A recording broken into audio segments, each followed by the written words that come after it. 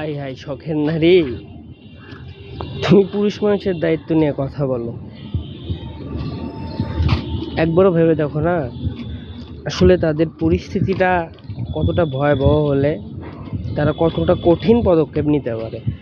এই দেখো 34-35 সেলসিয়াস তাপমাত্রায় আজকে ছাদের উপর রডের কাজ করতেছে।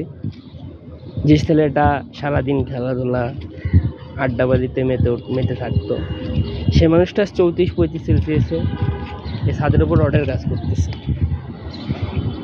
আসলে কি দায়িত্ব তোমরা শুধু বলতে পারো, কিন্তু পুরুষ মানুষের দায়িত্ব বলা লাগে না, সে নিজে পালন করে।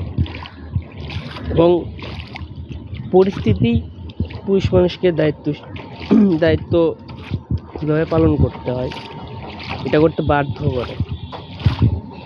তো বোন, পুরুষ মানুষকে নিয়ে কথা বলার আগে একবার অন্তত তাদেরকে একটু যাচাই বাছাই করে পরিস্থিতি পরিবেশ বুঝে তারপরে অভিযোগ করবা। পুরুষ মানুষের জীবন অত সস্তা না, সহজ না। যাই হোক, আমার যত খারাপ সময় আসুক না কেন, আমি আমার আল্লাহ পাকের উপর সর্বোচ্চ ভরসা রাখি। সে একদিন আমাকে ভালো পর্যায়ে রাখবে ইনশাআল্লাহ।